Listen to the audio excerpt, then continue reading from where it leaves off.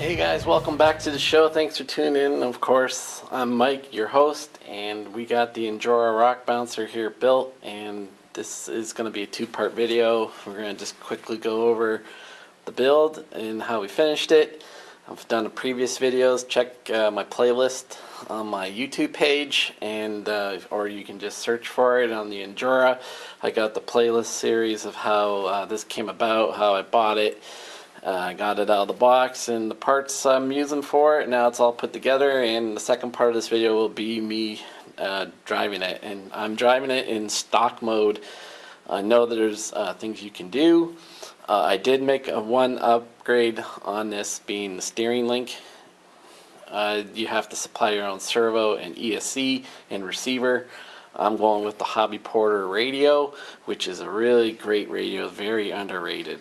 This thing has many models you can store in the memory. The receivers are very affordable. Even got cool features like a headlight, flashlight type thing. As you can see, it's handy if you ever go at dusk or later at night and or at a pit table or something when you're club racing under the lights. This thing can do it all. It's got a nice fold down antenna to protect things.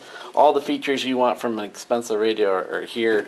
It even has a crawler mode, and the crawler mode lets you control a model such as this. You could put the steering also in the back because it's universal, and put another servo here, so you have four-way steering. A lot of those Everest RS10s from Red Cat have that four-wheel steering. Anyways, just quickly go over. Of course, here you get the stock motor. It's a 540 can. Some people have asked me, can you go to a 550 size? I never took it out, and it would appear to be very tight based on what's going on in there. And if you're looking for more power, I would go brushless. There's many brushless systems out there that are more of those Surpass or those type of name brands, and they're quite affordable and wouldn't break the bank at all. And I would lean more in that direction, getting a 540 can brushless system, put that in. Anyways, I went with a ESC, and it also has a program card. I'll leave a link in the notes again where I got that.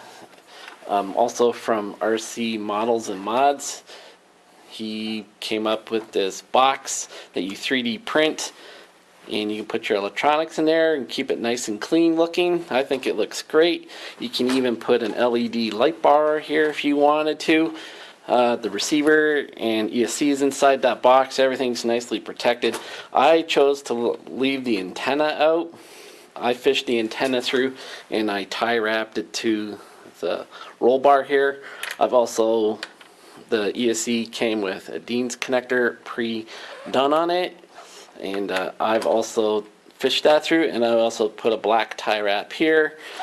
Also was an on-off switch from the ESC, and I also tie wrapped the thin wires there, and I used some hot glue, and I put the on-off switch here. Now please note that this on-off switch is not waterproof, and one way around that would be to cut the wires, twist them together, and you could use electrical tape or liquid electrical tape.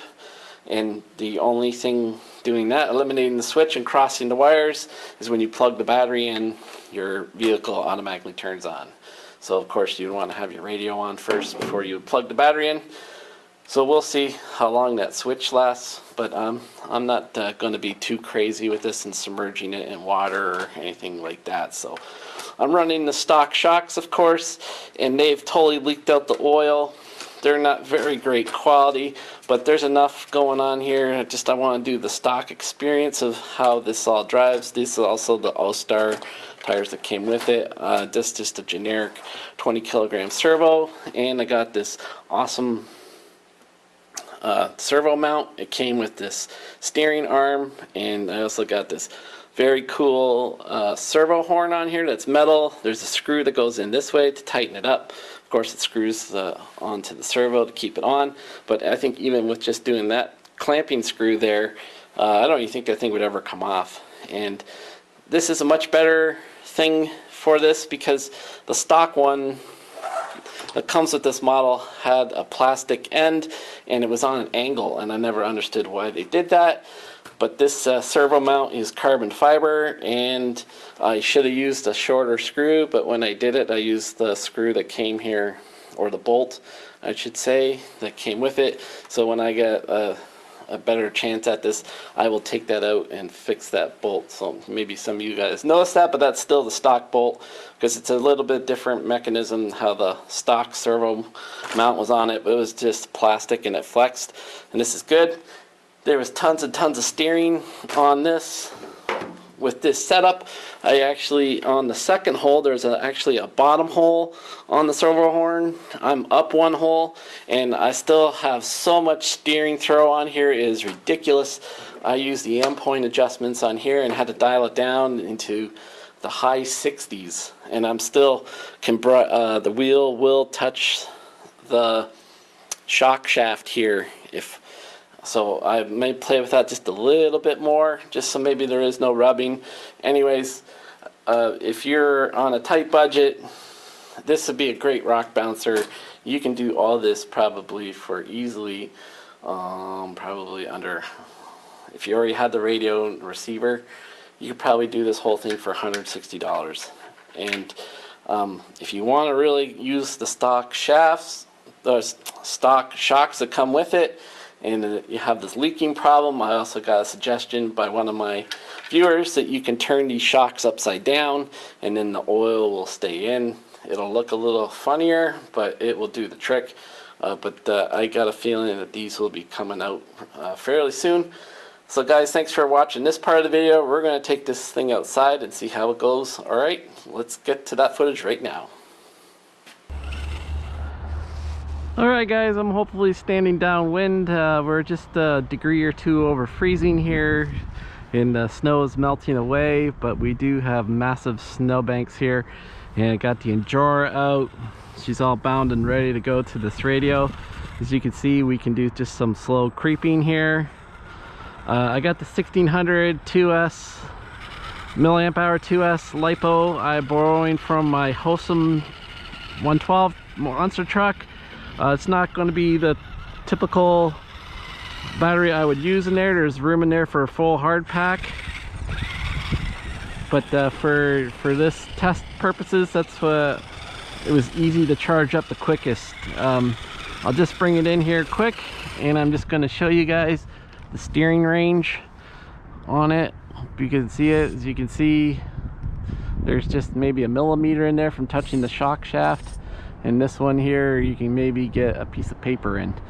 And depending where you are, it might, if there's some force on the wheel, it might actually push it over and touch.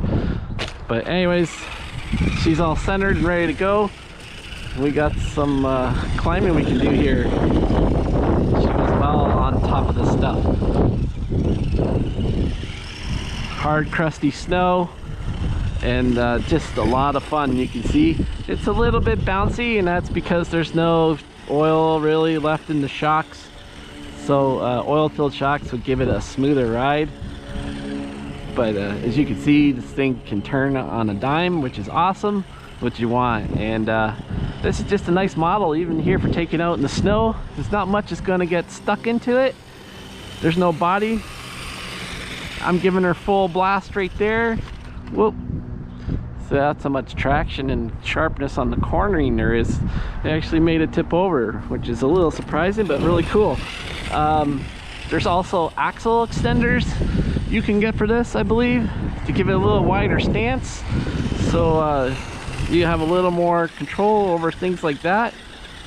I'll have to compare it to another crawler in my fleet to see how wide the wheelbase is. As you can see here, this thing is just going nuts, and it's so easy to drive.